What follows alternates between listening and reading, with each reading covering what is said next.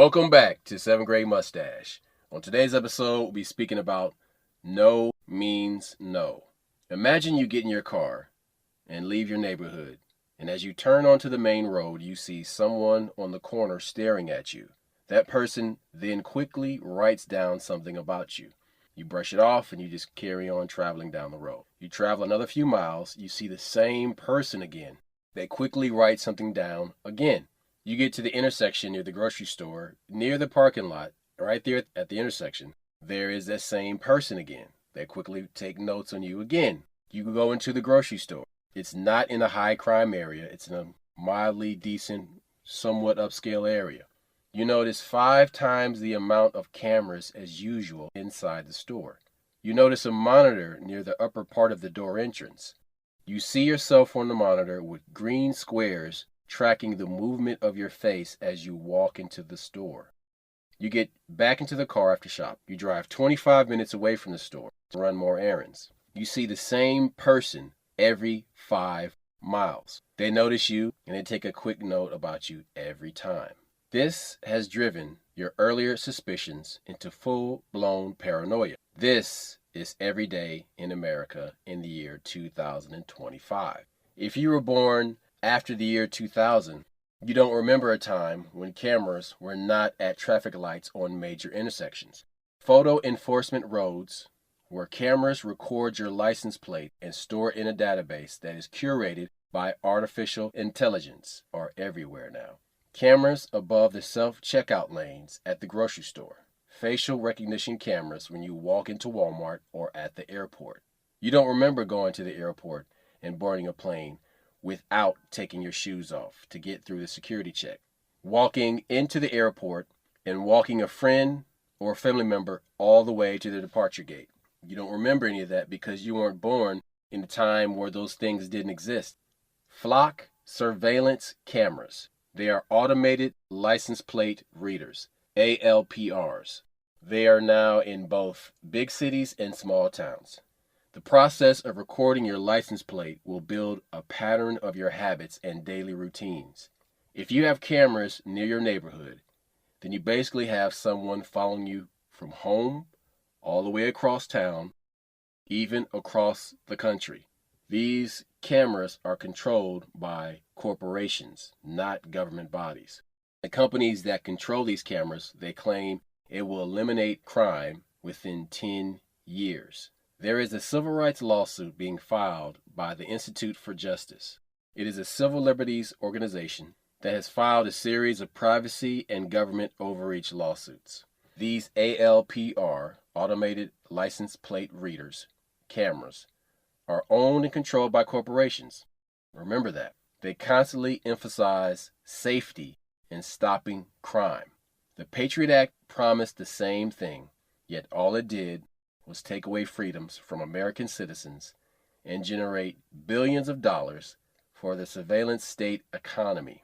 There are websites that are run by citizens that report camera locations and provide a map for people to use in avoiding these ALPR cameras. On this show, we often speak of the crimes committed by government officials regarding the theft of American freedoms.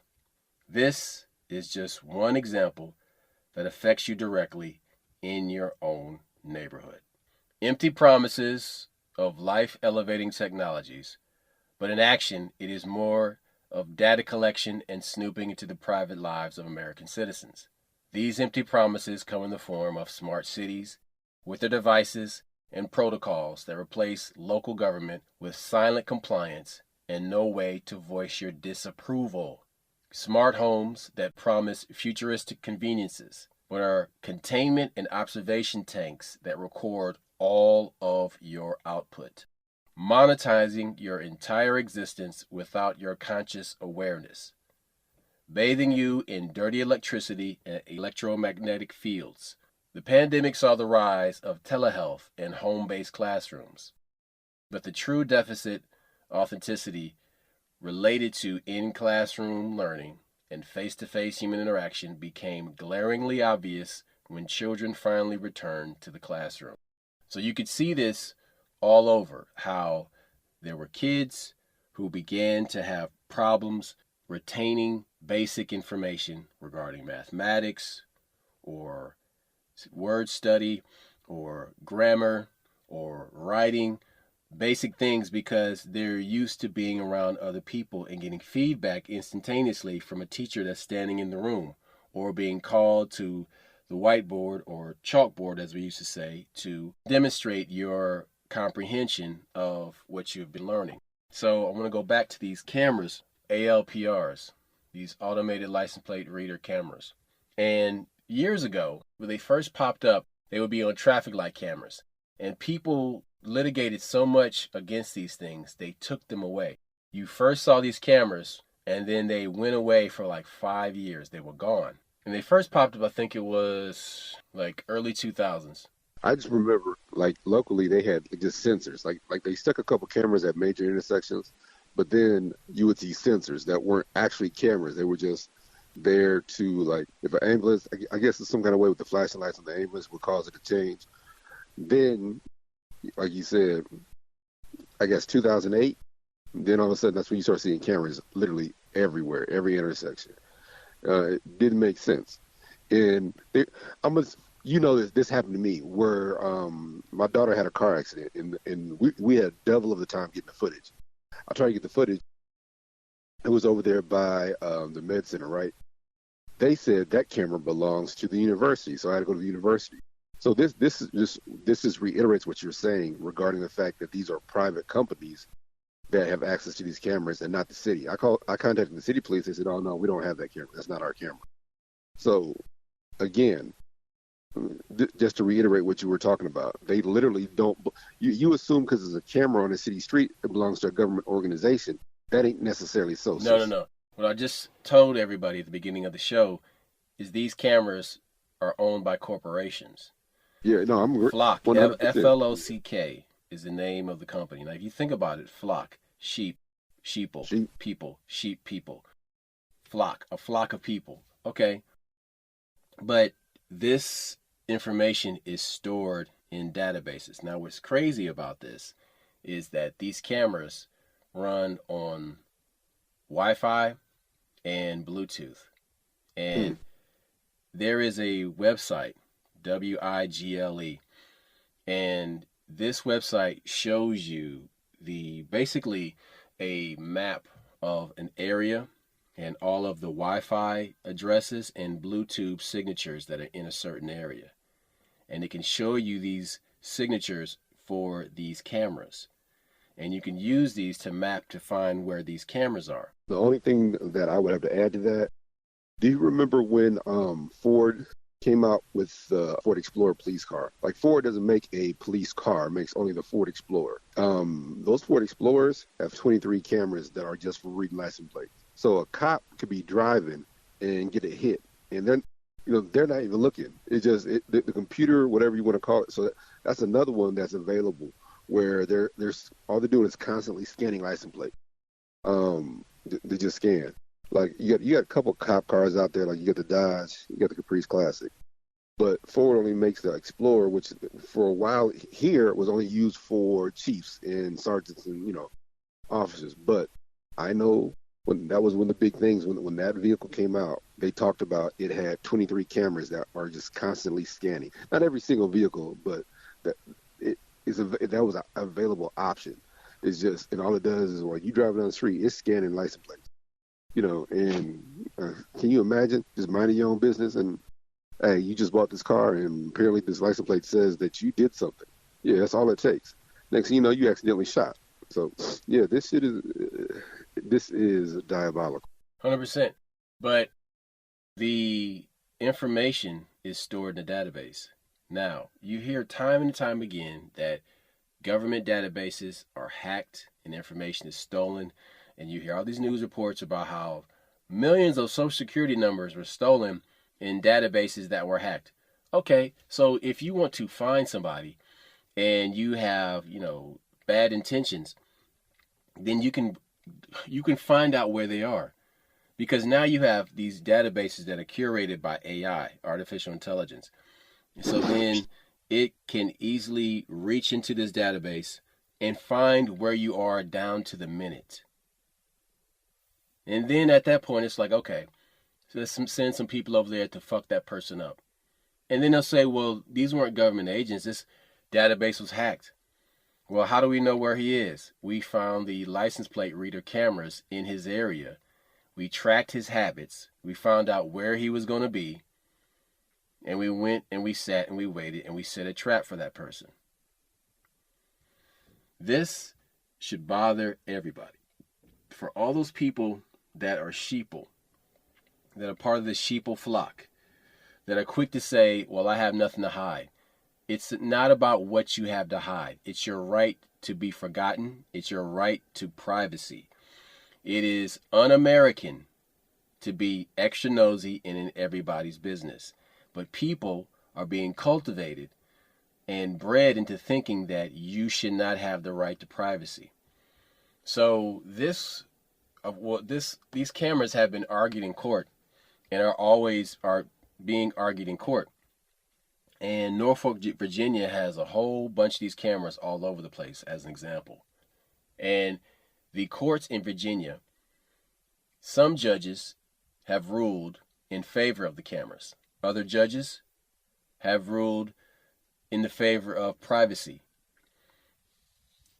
Look, these are things that people have to fight back on. Your privacy. Your right to say no. These people will continue to snoop and snoop and snoop and look into your life as long as you let them. You have to tell them to kick rocks. Okay, so we all know about the Ring doorbell. I got a homeboy right now going at it with his neighbor. Went to court. So his neighbor, because she's white, he's black, she decides to put cameras all on that side of the house. None of them are pointed at her property. They're pointed at his property. She even printed off a picture of him walking in with his pistol and put it up in the window. Then she called the police on him a couple times. Police told her, not illegal. So I'm telling him, like, look, you need to tell the police, like, I don't want her cameras pointed at my property. Now, of course, he's renting, so he feels some kind of way about it. But again, so they go to court. The judge said, hey, there's no broken law here. He's like, I don't even know, because they live side by side. He said, I don't know how she beat me to court. But again, so I'm trying to tell him, I said, she doesn't have a right to film you. Now, if she has a camera facing like towards the street and it gets part of your driveway, one thing, but she has cameras. She's fantasizing about that dude. Dude. So, hey, what part of town is this? Oh, that's 60th and Sorensen Highway. So when you make a right, I've never seen her, but she got to be in her 60s, I'm assuming. Oh, it's menopause. She going crazy. Here's what she did. Again, I'm trying to explain to him that's not legal. So she put a sign up saying that you're being filmed. It's on her property. And then she has like a game camera in the back. So when he walks in the back, the flash goes off of his own backyard. I'm like, look, dude, she's pointing it at you. That she cannot do that. I said, next time, I said, you need to be calling the police and like ask to speak to the sergeant. She cannot continue to do this, And so, look, I went to Amazon store, got one of them high-powered lasers, one of them motherfuckers you can hit the moon with. I'm like, here, sign that in her camera, it will burn up the sensor. This one will burn up the sensor. So he's afraid to do it. I'm like, look, next time I'm on your property, I'm shining it at the camera because I'm not giving her consent to film me. She is not allowed to film me. There is also the device you can build with parts from off the shelf, and it allows you to kill any Wi-Fi transmitter in like a 50-foot radius, and it kills all of it. She's older, so I can't see her having Wi-Fi. I would see her having. No, I said Bluetooth. Well, okay, hold it. The cameras are run on Bluetooth. Hey, but you know this, you can make a hat with you can make a regular hat or a headband that has not diodes. Is it LCD, whatever it is? LED. It literally messes up the camera. Like if you put that hat movie on, Baby Driver, the whole reason why Jamie Foxx and everybody in that smash and grab crew had on those glasses with the pink LEDs across the brow was to kill those cameras. They literally can't make out your face. There's way, like I said, there's ways around it. I'm trying to tell them, like, look, she's harassing you. This is personal. But again, I digress. The point that you made earlier that's so valid, that people have, after 2002, if you're born, they're acclimated to it. They're used to it. I remember this sounds terrible. I remember doing crimes in college that we wouldn't do now. Like, I remember one time we broke into a vending machine. What we did, we put a cinder block, tip the machine over, it breaks the front glass, and then you just clean out the machine. You got to pick it back up, clean it out. Like you can't do that now. If you make one mistake as a child, when I say child, I mean teenager. There's things that we thought were fun or adventurous that if you do it now, they got footage of you, and I think it's a form of blackmail personally, because you mean to tell me that they filmed you doing something, and maybe they can't find you right away, but then 15 years later, well, we have you doing this. I wasn't 18 yet. Doesn't matter. That kind of thing. So I just think that the potential and the fear that it causes, like you said, people are used to it now. That they were born, cameras were everywhere. But when me and you grew up, shoot, shit, you go kissing a girl someplace, you ain't got to worry about it popping up. You break a few laws, okay, but then you become 17, 18, you realize what you did was wrong, and you go on about your business. Not anymore. Now you got Ring cameras following you all the way to the intersection. Then you got traffic lights following you all the way to work. Like they have a damn fucking soundtrack to your life. All they gotta do is add the music, and they can just feel. They can show your freaking day. That's not cool. That's disrespectful. That's un-American. That's the whole. They convince you that it's the norm. They convince you that it stops crime, and it doesn't stop crime because we're being robbed every day. Every time you turn around, you just hear about a database being hacked, like Roscoe just said, or you hear you hear about somebody being robbed. Or here, some kids drove out to West Omaha and beat up an old lady and took her money. So clearly, it's not stopping crime. Half the time when they do something, they stole the car anyway. So what crime is it stopping? And again, this is something else that we always discuss, especially with gun control and everything else. Laws only stop law-abiding people. If you are a criminal and you want to do a criminal act, you throw a mask on, you steal a car, you take the plates off, whatever you do. So the only thing is, it gives the footage to the news, and now you have something to talk about. But it doesn't. It's not solving crimes not like it's supposed to. It doesn't deter them or prevent them or none of that stuff. It eliminates your civil liberties, and that's what you always hear people going to court. But yeah, this is something that doesn't get looked at in the proper light, and that's what we're here to do. So then you have this whole smart city, New Deal kind of thing, and the former Google CEO Eric Schmidt had a meeting with the governor of New York City, and he said that he would be heading a blue ribbon commission to reimagine New York City post-pandemic reality, with an emphasis on permanently integrating technology into every aspect of civic life. So then you also had the Bill and Melinda Gates Foundation that was working to develop a smarter education system. And they saw that didn't work, that human children need to be around each other. So what these people want to build is a world where these disconnected, cold people are easy to control, that don't emote, that don't speak out, that have these on the spectrum quality to their behavior. And those people are easier to control because they're putting it into the food, they're putting it into pharmaceuticals. Kids are having reactions to all these things that they're getting when they're born. All these shots they give them when they're born. So that they then have these DNA genomic changes to their ladder. And then they become something that is more in line with what these people want to control. A type of human that's easier to control, that lives in a society that is one big prison planet, that is one big containment, open air prison, and where they can see and control everything that you're doing. I remember seeing this old sci-fi movie from back in the day. I think came out in 91. Christopher Lambert. It was the guy he was the main character in Highlander. Highlander, and he yeah. was making all these sci-fi movies and action movies like between like 1988 and like 1996. He's making this crazy good ones, bad ones, in between and shit. And he made this movie about this prison, this futuristic prison that didn't have any bars on the doors, or like it was basically just a large warehouse and with lines on the floor. And these people have been injected with sensors, and they could basically turn these lasers on and off, or cause a person's head to explode if they crossed over a line. And they found that they were able to control people without putting them in actual cells, but they were virtual cells. And they could control the human body in this quote unquote humane way. See, what people are falling victim to is this cult of safety. This cult of safety that, oh, are you safe? Stay safe, be safe. I got to catch myself from saying that to other people. You know what I'm saying? Be safe. I know you're going to be safe. You know what I'm saying? I got faith. I know you good.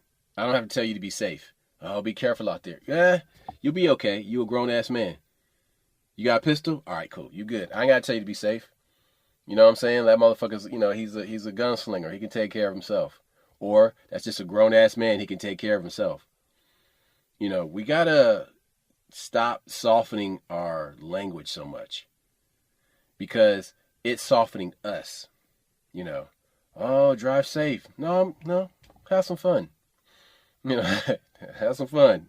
Do you? I'm just gonna start saying, do you? Do your thing. You know what I mean? Cause Get back home. We don't care how. yeah, it's just I don't know. I think I don't know. Just too many pats on the back, too many hugs. Too much of the just being fucking soft. How about that? You know what I mean? And this whole, like, ever since September 11th, oh, you got to be safe. You got to take your shoes off. What's crazy is that nobody was taking their shoes off the first year after September 11th. It wasn't until like 2003, 2004 they started making people take their shoes off, because some psyop shoe bomber guy. And then after that, oh, you got to take your shoes off. And I'm like, hold on a second. You have these 5G machines that can see through everything on a person, and you can't spot all this shit. You still got to pat me down even when I come through the machine, even though I took off my shoes and everything else. It was weird. There was a time when I was traveling, and I was traveling a lot, and they would always make me come through, and like they want to check my fucking crotch. I'm like, yeah, I got adamantium bones. You know what I'm saying? That's why everything keeps popping up. Even though I took all the metal off my body, you want to come on here, I'm going to come through here and you're going to grab my nuts. You know what I'm saying? Like, I'm gonna grace your groin with the back of my hand. Some of this shit is just extra. You do this shit because you've seen it on TV. That's all. You're just an imitation. And here's another thing, though. So recently, airline CEOs were called before Congress to testify in how they were price gouging, and they were targeting people at the gate to have them take their luggage and check it, even though it would fit in the overhead bin. And in this hearing, they revealed that they would give the incentive to the gate agent for $10 per person. For every person, they would get $10 for making a person check their bags. I got one for you. Hold on a second. The final amount that was revealed was $237 million a year. That's how much they were paying gate agents. Now, here's another thing. These same gate agents and other people were also the ones that were targeting young black men at major airports and calling these drug enforcement agents to come over and harass them to try and get money from these guys, especially leaving places that have casinos. Look, I just sent you a video about that, but this is on a personal level. So think back. Nebraska was a shit. Nebraska football team was the shit, right? Yeah, champions, back-to-back champions. I got a story for you. My cousin flew into town from L.A. Back in the day, we got a bunch of players from California. So my cousin said, they found out later on that this kid was a football player. She said it was a black kid, nothing but a jumpsuit and jewelry. She said as soon as they touched down, they searched that dude. And she said he was a football player. Now, the reason I bring it up, because that Saturday, Nebraska lost the game. And I remember, I thought to myself, she said that when they were done searching that kid, he was shook. Just because somebody has a bunch of jewelry on does not mean they're a drug dealer, but also doesn't mean they come from the hood. But hang on a second. Check this out. What if you know he's going to be on that plane? What if you know that he's a pivotal asset, or he's an important asset to the team winning the game? All right, cool, man. Hey, your nephew works for the state police. Give him 10 grand. Tell him to go and harass this kid. I got 100,000 on the game. If you're from Cali, someplace big, they were already searching people like that. You know what I'm saying? And I remember my cousin, she flew in from L.A. You could tell that when they were done searching them, when they got, this kid was not used to that kind of thing, and it threw him off. That might have cost Nebraska that game. I can't prove that. Yeah, it did. But you got to understand that something, you didn't give people context. So for people listening who were not alive at that time, you have to understand the atmosphere in Omaha at that time with police and black people. So this is the time where lots of gangs were still prevalent and controlling the streets. And so police had this holier than thou mentality regarding young black men, and they felt they could pull you over, harass you. They would just drive by, grilling you, trying to intimidate you. All these psychological warfare games were part of the everyday life in Omaha, Nebraska, as a black person. There's another part that people forget as cops. Sometimes these motherfuckers do the shit they see on TV. So you got a cop who's bored, ain't really in no crime-ridden area, but with anything that looks like a crime, they go overboard. I got pulled over Monday, and this dude was a foreigner. He was probably Dominican. He pulls me over, writes me a ticket for some complete bullshit. He said all four tires did not come to a complete stop at a stop sign. What the fuck? Yeah. Okay. And I said, okay, man, I see what's going on here. And he asked me for my phone number. I said, why? I said, hold on a second. I said, I'm a grown man. I've been driving for a long time, okay? And no peace officer has ever asked for my phone number. He said, well, it's not connected to your license. I said, yeah, because I don't put that on my driver's license. He said, well, in Georgia, you need a phone number. I said, no, you don't. No, you don't. I said, but, here you go. I gave him a phony phone number. I made up one. That brings me to the next part of this discussion. You have to create a straw man for your straw man. You have to create an entire profile with a burner email, a burner phone number, and a dummy address that you can give anybody that's asking for this shit. Hold it. Here's something that people don't get. Right now, the big thing is people say that you're responsible for your own peace when it comes to relationships, when it comes to family, when it comes to exes, et cetera, et cetera. That same rule applies to this, to your privacy. Your peace/privacy is your own responsibility. Like, you need a phone. We talk about this all the time. You need a phone that's off the grid. You need a phone that's a burner phone. You need a phone. But here's the thing, though. You need a fake phone number that you have memorized. Or if you have an old phone number that you don't use anymore. Yeah, I was going to say, don't say fake phone number. You need a phone number that's no longer connected. Listen. No. What you do is you take your old phone number and you change the last digit or the last two digits. Wait. This works because that number is part of the cell carrier's database. Whether you Oh, change the last two digits or not, that number is a real number. But the thing is, it's going to throw people off the path. You can't it give works like because you can somebody, say you made a you mistake. can't give a It's person that like a phone simple. number that 555-1212, like, Indiana Jones' phone number. No, you can't do that. You Nigga, that have was to my give number. them a real phone number, but not your actual phone number.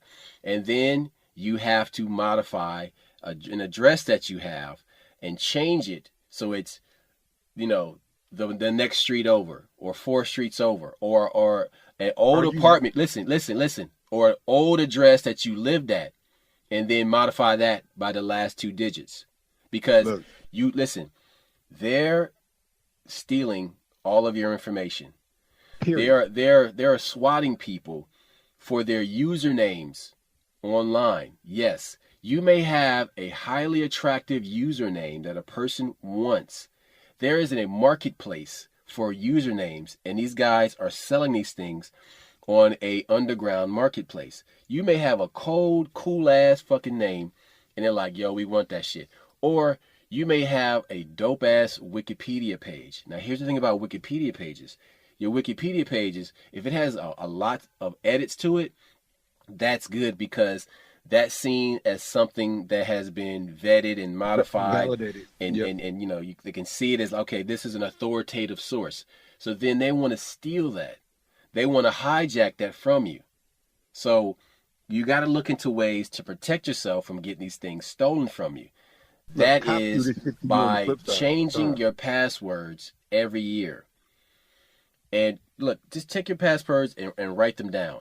But don't have the same password for everything across the board. For your banking information, for your email, for whatever. For, online, social media stuff. Have different passwords for different things, but change them frequently and make them something that's really complicated. For example, like, you can say something like Espialidocious 995 star star star. And I'm like, why is that crazy? Because it's something that's only you It's could random. think of. It's It's not random. random, but it's something that you would think of because there's a mnemonic mental visual stamp in your mind when you said that word. When you said that word, you saw something. You saw a comic book, you saw a comedy show, you saw a scene from a movie that made you think of that, and then add that little thing on the end.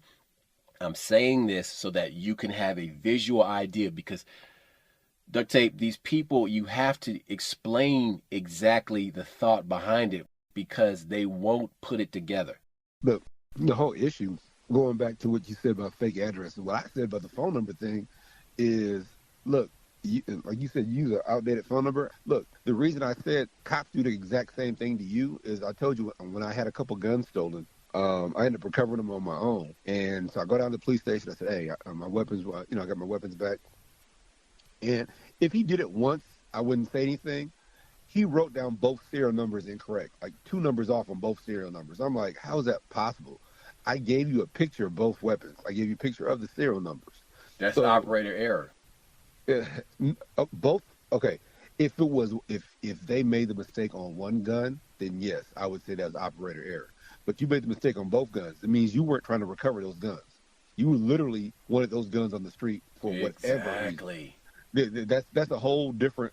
Okay, like you just said, if you did it once, like, okay, cool, user error. But like I said, I had two guns that came up missing, and yada yada yada. I recovered my shit. So, but like I said, cops make mistakes on purpose all the time. He wasn't trying to recover them. Motherfucker was bored. It's whatever. But the fact is, there's a much more dastardly reason that they do these things and make these mistakes. That's why we're sitting here telling you, like, you got to protect. Like I said, as a joke, I said you got to protect your peace. No, you got to protect your privacy. Having more than one cell phone, having a cell phone on a different network, having a cell phone that you don't use, where you just put a chip in, use it, and then you take the SIM card out. That stuff that's Listen, necessary. the reason why you want to create this fake profile is because when you're dealing with somebody who may have leverage over you in a situation like this, for example, law enforcement or somebody in the government, you're basically playing Uno with a meathead. And they just want to fucking They don't want to skip. You know what I'm saying? They want to slam that car down and fucking be like, I got the edge. And it's all a power play. So, People don't get the power play part. but People really don't in this understand. interaction with this meathead, I first told him, I said, no, this, I told him in so many words, this is deception through ambiguity. And you know what? I'm going to give you this fake straw man information. I've been doing that for a long time. I've been giving motherfuckers straw man information. Never put your real name on an email account. Now, people wonder, well, I need it for this. Now, unless it's a work email. Yeah, unless it's business. Unless it's business email, you should not have your real name on the email account. There's no reason at all for you to have your real name on your email account. You simply should not. Listen to what you're saying. Like, it should not be that easy for somebody to figure out your damn email address because so much shit is attached to your damn email address. How many times do you log in? They say, put your email. That's your login. That's your user. Like you just said, username. So no, you don't want your real information. That you don't want it that easy for somebody to just figure out. Roscoe Jenkins at .org, whatever. You don't want it that easy because this is how people steal from you. But here's the thing, though. Here's the thing. This entire conversation is about deception and theft. Okay, cool. I can throw some ninjutsu right back at you. So, all right. I can use some deception. I'm going to throw a smoke bomb right in front of your face, and I'm going to disappear. I'm going to give you this straw man, and you're going to follow this trail, and I'm going to be long gone, and you're going to see the trail leads to nothing. Look, go back to what you said about changing 2 digits on your phone number. You said deception. I said it's a mistake. You know, that's the thing, though. That's deception through ambiguity. You take the same practice that they've been using on you and throw it right back on them. So it's like, oh no, that was just a mistake. Yeah. Exactly. Yeah. But here's the thing, though. You have to act as if you're being given a lie detector test. You have to breathe and relax and be as calm. You have to be a method actor, and you have to commit to that role. You have to commit to the character that you're playing. People tell you all the time you do not have to talk to police. If they're doing an investigation, you can tell the difference. But the problem is you can't. If you're not engaged with police on a daily basis, you don't understand what they will do to put you in a crime. Whether you committed the crime or not ain't the issue. But they will create a situation where you committed a crime, and you got to understand. So that's why I'm like, look, I don't even talk to them that much. I'm like, nope, I don't answer questions. What's your name? I just said I don't answer questions. I handed you my ID. Why are you asking me my name? No, I made it quite clear. I don't answer questions. If you look at the ID, you see my face is on there. Yeah. There's no reason for you to ask me anything. I just handed you the ID. I'm not answering questions. Well, because they'll ask you where you were going or where you were coming from. I'm like, what does that have to do with a speeding ticket? Now, if I was going to the emergency room, I would have said that, or I wouldn't have stopped. I'm like, hey, my wife is having a baby. I'm going to keep going. Nigga, follow me. Nigga. But like I said, where are you going? Not relevant.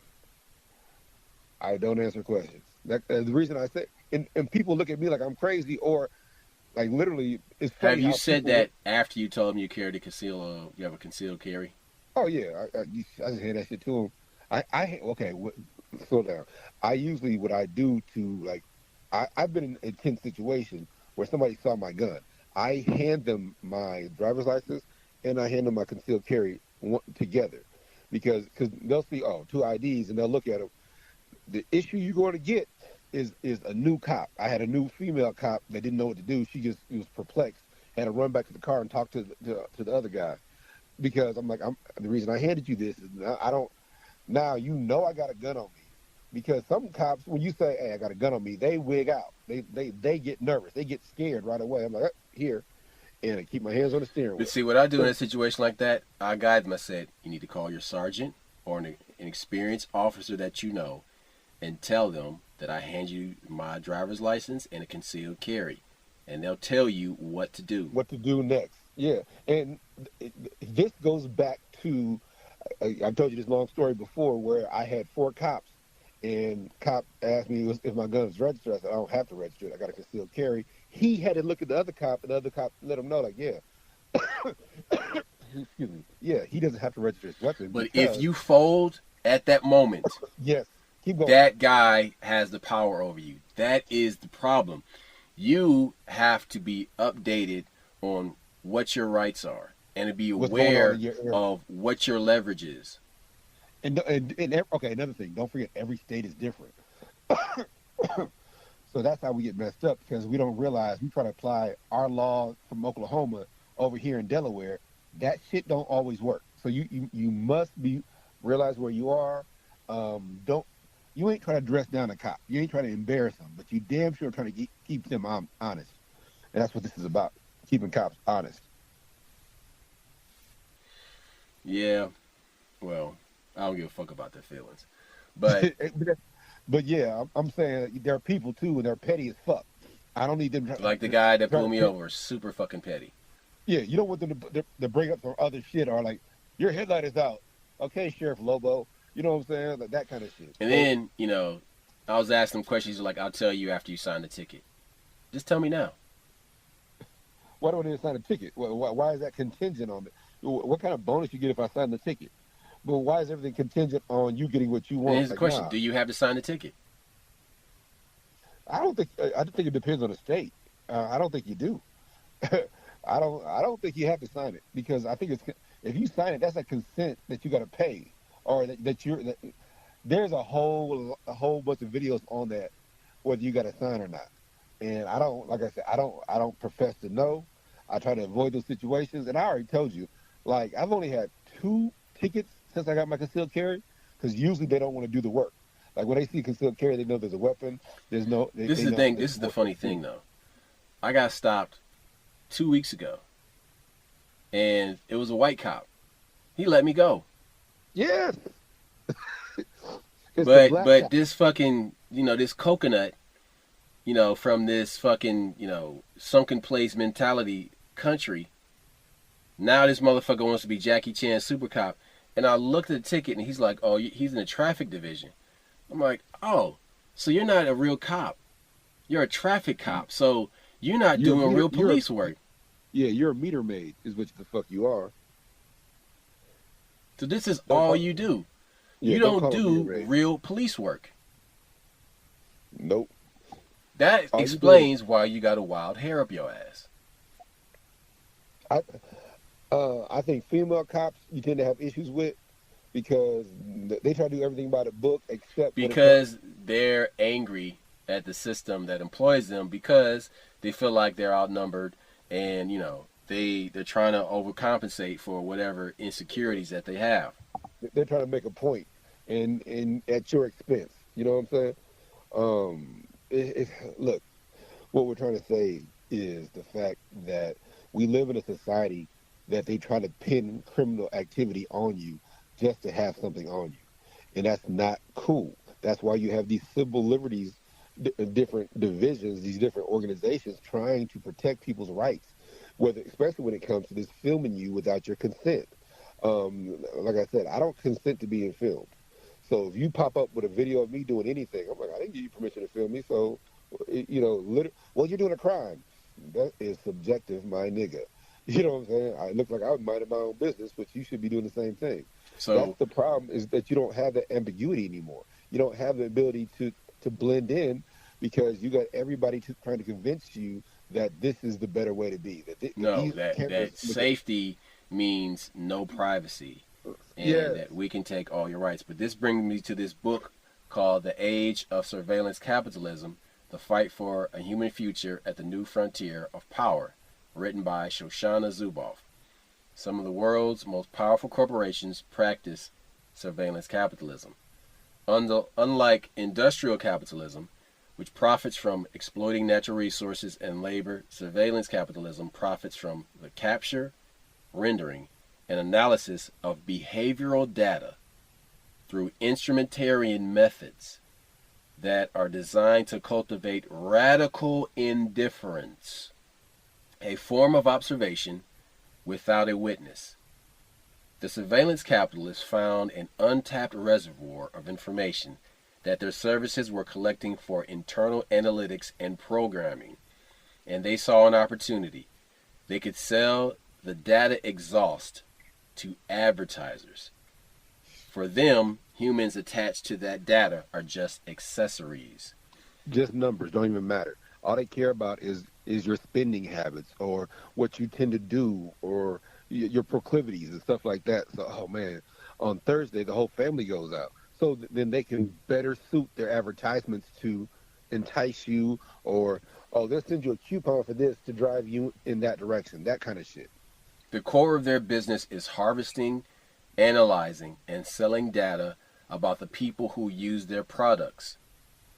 The first corporation to engage in surveillance capitalism was Google, followed by Facebook, then Microsoft and Amazon. They have pivoted towards this model.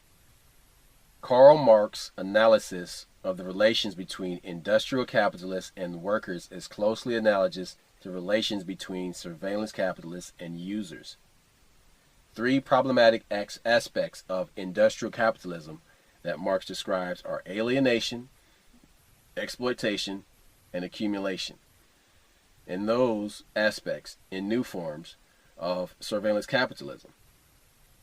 But Marx-inspired accounts of surveillance capitalism differs from the nature of the exchange between users and surveillance capitalists. This is similar to the robbery or gathering of raw materials, but Marx sees it as a voluntary sale. This difference has important implications for the questions on how to resist surveillance capitalism. So, voluntary, the things that you're just giving away. Period. You have a Google Nest in your house that has microphones, that is connected to Wi-Fi and Bluetooth, and is recording your conversations and selling that data to third parties. Your television in your living room has a microphone in it.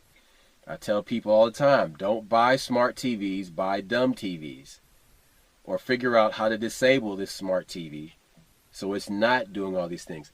Listen, I understand you want to have all this stuff, but you don't need a TV that is directly connected to the internet. You can have a box, say an Apple TV, that is on the internet. Run that HDMI cable from the Apple TV into your computer, into your TV. Unplug it when you're not using it. Unplug that box when you ain't using it. Yep. That's the whole. It gives you the power over your privacy. That's the whole idea. Is that you have the ability. I get it. It's a little more work than you feel like doing. But if you don't do it, you're going to regret this in the end when somebody hacks you and steals all your information, or somebody goes on your computer and gets all your passwords. Look, I don't save passwords. I'm sure that they're on there somewhere, but I don't want to make it easy for a motherfucker to hack me. Yeah, look, one time I'm working on my computer at night. I'm literally working. Somebody hacked me. They're like, hey, well, we saw what kind of porn you were looking at, and basically they were trying to blackmail me. I'm like, well, if you saw what kind of porn I was looking at, and you saw my accounts, then you know I'm overdrafted. I can't help you. So that's how stupid I am. I typed it in like, hey, look, if you can see all my information, you realize there's nothing in those accounts. So I'm literally overdrafted by $1,000. So you got to find somebody else, bro. I'm not worried about it. But what happened? How did that interaction end? That's how it ended. After that prompt, they didn't fuck with me no more. But I've known people to get that blackmail software virus, whatever you want to call it, or somebody blackmail them, and they will send money. They will, right. Like, oh, so you don't understand how this shit works. It reminds me of that Dave Chappelle bit about how black people can't be taken hostage because they ain't worth nothing. Nope. Ain't nobody gonna pay you. He was on the airplane and he looked over at the African dude and he gave him the thumbs up. Don't make me laugh. But yeah, that show with Bill Burr that I showed you, when old girl, when she had cancer on her back, and the guy that had been cyber stalking her, he talks to her like, hey, I just want you to know that there's a mole on your back that's growing. She's like, what? She's like, and so she's like, you pervert. And he's like, yeah, I'm so sorry. So then they kind of become friends, whatever. Then he tries to make his move. She's like, no, you freak. You were stalking me. I would never want to date you, you piece of shit. But that's the world we live in, where we intrude on purpose, but then we accidentally want to become justified. So then what's happening here is the same thing that these companies are doing, where they commit the crime and they Yes. rather ask for forgiveness than Forgiveness and ask for permission. permission. Yep. All the time.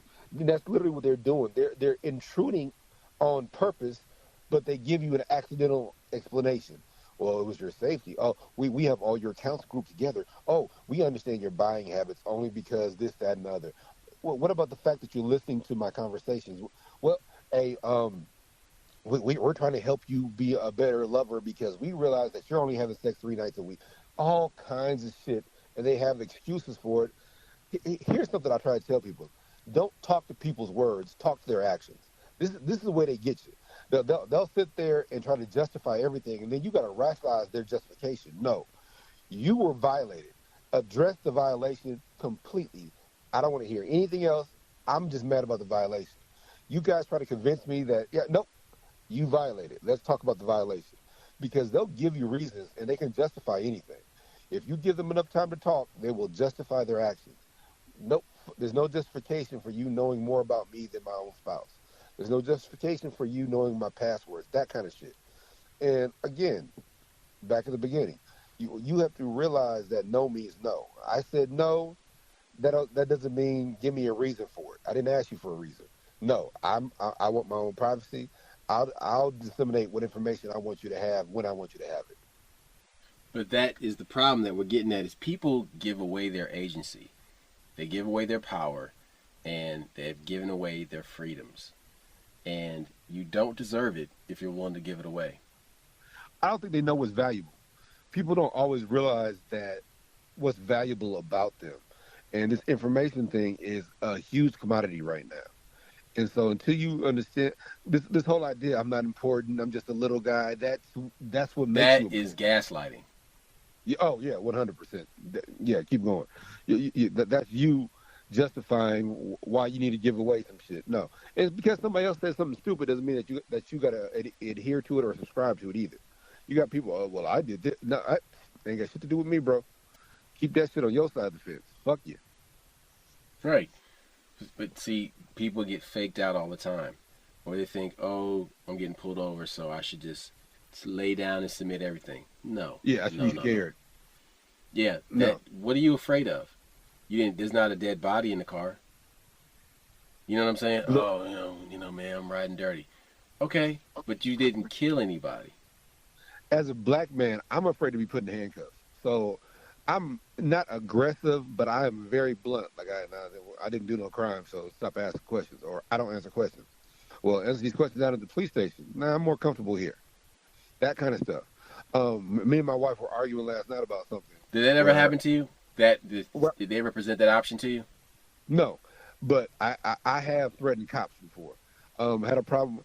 My stepkids were bad. They kept harassing my neighbors. My neighbors got pissed because I didn't whoop them in front of them. I'm like, look, I scold my kids at the house, not in front of you. It's not. So they called the police. It's a black cop. He must be new. So he goes, knocks on the front door. But there's a lot of black folks. We don't always use our front door. So I tell him, hey, go around back. And so I'm going to the back door, and he yells at me immediately. This. I'm like, excuse me? I said, are you? And so my neighbors, the ones that called him, see what's going on. They start laughing. I'm like, did you just yell and cuss at me on my own property? Man, if you don't back the fuck up 6 feet, I went off on him. I'm like, look, you got an industrial-sized ass whooping if you don't get off my property. Nobody talks to me like this on my property. And even my neighbors start rooting for me. The ones that call the police, like, oh, he about to whoop his ass. Yeah, you got that cop is a person. You have rights. If somebody's on my property, you're not going to talk to me crazy. I don't care what kind of uniform you got on, what kind of badge, and what kind of what provenance you have, because I'm trying to tell you, you about to get an ass whooping. I don't pay taxes and a mortgage and a water bill and a light bill and a cable bill and all these other bills for you to talk cross to me. So so I got in his face, pushed him back, said, you better get the hell back. I'm trying to tell You you. pushed him back? Yeah, I'm like, your backup will not get here in time for you to he was also bigger than me. He's a good 6'3". I'm just like, look, I'm just trying to let you know, whoever you call won't be here soon enough. You don't talk to me like that. Now, if you had, I was ready to apologize for the actions of my children, like, hey, I'm sorry, my kids, da. Nope. and they was all out the door looking out the door. So I'm like, look, this ain't gonna end well for you. So you need to get the fuck off my property and talk to whoever the fuck you need to talk to. And so, when I say I pushed it, because you know how you remember the back of my house, I had a double driveway. So my neighbor's driveway was literally connected to mine at one point, and it wasn't. So I'm like, look, that's where I got in his face. I shoved him back. You can talk to me like that on his property, but you ain't gonna talk to me like that on my property.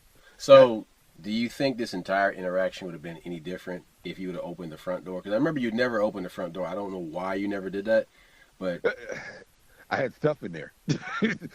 Okay, when you come in my front door, there's like a little voyeur. I literally used it for storage. So I had a bunch of shit in there, so I couldn't. I'm like, come around back. I can't open this door. It's not for that. I get it, but that's what I used it for. And so I had shit stored there. I had like a bunch of boxes I would have had, and so I'm I like, just thought that was an odd choice to like put a bunch of boxes in front of the front door. I can close. There was another door, so since I can close it, you couldn't see it. I think I do realize I probably made him uncomfortable because when you tell somebody to go to the back door, this cop was not raised in the hood. He was black, but you could tell he wasn't familiar with certain hood. So then he's going to be really aggressive to any time he has to go to a black neighborhood. Well, no, not just that part. So he becomes that black cop from Don't Be a Menace, or he's the black cop from Boys in the Hood. The hood. So when I tell him to go to the back door, I'm now in charge. So he's already scared. Like, why is he telling me to go? I'm like, look, I can't open the door. So nobody tells me what to do. I'm super cop. Yes. So I had all the lights on. I had everything. And I come out the house, make sure he can see me. So I'm trying to put him at ease, and he yells at me, and I'm like, oh, this ain't how this is gonna go down. So yeah, what I'm saying, what we're trying to tell you is, cops work for you. Cops are people. They can be petty. They can be scared. They can be ill prepared. There's a lot of things they can be, and that hurts you. So you got to be ready for that shit. Yeah, but no means no, and that's a perfect example of a situation where you have to tell people no, especially somebody who's claiming to be authority. Yeah, they're only authority because you give it to them. Like, okay, if you got drugs in the house, you know what? You probably ain't scared. Them drug dealers I've seen a drug dealers dressed down a car. You can't search my trunk. I ain't giving you no consent. And so you would see that. That should be you. You should take that lesson from the criminals. That's how you address a cop. That's how you address a police officer. And I know it sounds mean, but the fact of the matter is no means no. You're not allowed to film me. You're not allowed to ask me questions. You're not allowed to search my car. You're not allowed to search my house. Oh, can I come in? No. That cop is a fucking vampire. When you answer your door, exactly. That's an excellent point, dude. And that cop asks you, can I come in? If you invite them in, they're looking for evidence. They're looking for things. There are dogs sniffing around trying to find some shit. They are. The second a cop asks you, can I come in? They have started their investigation. Well, you ever see a dog like sniffing around and really going for something? That dog is not listening to anybody else. Is following his nose. Yeah, they're sniffing the air. They're looking for something. And if the right thing comes across that nose, they ain't gonna listen to you. You don't matter. And that's what a cop is doing. So when that vampire asks you, can I come in, and you give them permission, first thing you say is no. You step out the house, you close the door behind you so they can't see anything else, and you have the conversation. I get it. That doesn't seem like a nice thing to do. That's not cordial. That's not, what's another word for, it's not professional. You know what I'm saying? But that's not the word I'm looking for. And so what you do, you step outside the house, you close the door behind you, and you listen to what they got to say. You put your arm underneath your chin like you're being really attentive to them. But you do not let that cop in your house because they are writing shit down. So I'm going to tell you a funny story. When I was living in Houston, Texas, years ago, and I was at my homeboy's crib, and the funny thing about houses in Houston, there's a lot of them that have this compound set up, and it's a brick wall that goes around the entire perimeter of the property. And then there's a gate, a metal gate that opens that brick wall, and then you go to the front door, and there's another gate and a space between the front door and the inner door. So one day we were there, and the cops came looking for him, and they came through the brick wall gate, and they got to the front door, which had a metal gate in front of it, and he was at the inner door, and they were losing their shit, dude. This is the 90s. These cops were losing their shit. Open this fucking door. And he's like, no, I'm not going to open this door. Nanny boo boo, stick your head in doo doo. Yeah, pretty much that's all he said to them. And they were fucking livid. These white Southern cops, or the white Texas cops, were fucking livid, dude. They were so angry that this young black kid would not open the door and do what they told him to do. He was like, you're on my property. You don't have a search warrant. Get off my property. But that's the whole point. It's just because somebody gets angry at you, don't mean a god thing to me. It means nothing at all. And if you open that door, you're subject to whatever they. But here's the thing that you got to look at. Those cops basically told you were in the right, because if they could have came in, they would have. If they had a search warrant, they would have came in. If they had an arrest warrant, which is kind of complicated because technically an arrest warrant ain't like a search warrant, but I'm at home. An arrest warrant has to prove a law has been broken. An arrest warrant is usually like a bench warrant, like you didn't show up for court, that kind of thing. So it's not that's not one arrest warrant. There's many different types though. Yeah, of course. You're absolutely right. But I'm just simply saying the fact that if they had a right to do what they wanted to do, they would have did what they wanted to do, and you would be arrested. But in fact, hey, you on my property? Have a good day. Go home. Hey, look, I'm not opening this door. Now, if you bust that door down, I'm gonna protect myself. I'm a Second Amendment you to a mother, But no, man.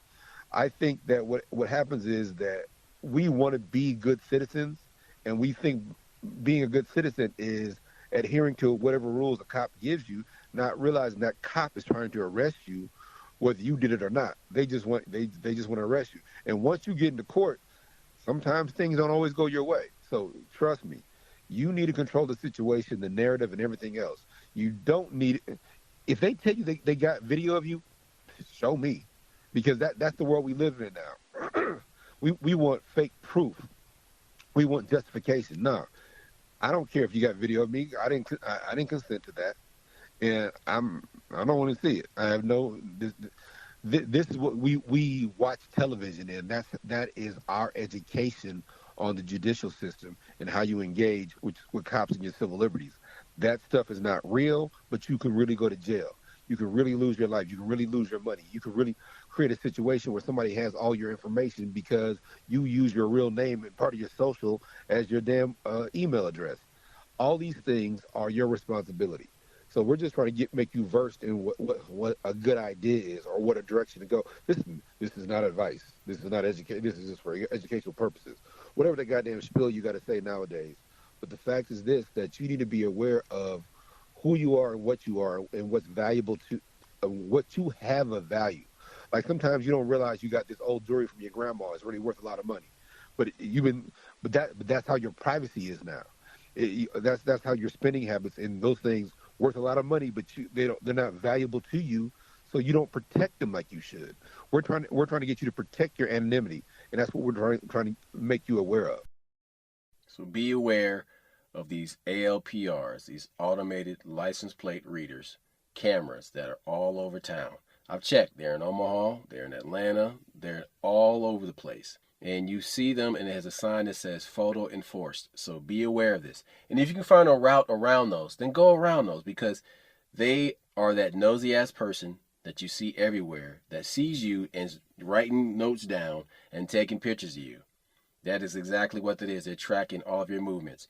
But understand that people are fighting to get these things removed and get our freedoms back. Very un-American, and we got to straighten this shit out. Look, that's all I got. We out. Peace. Holla back.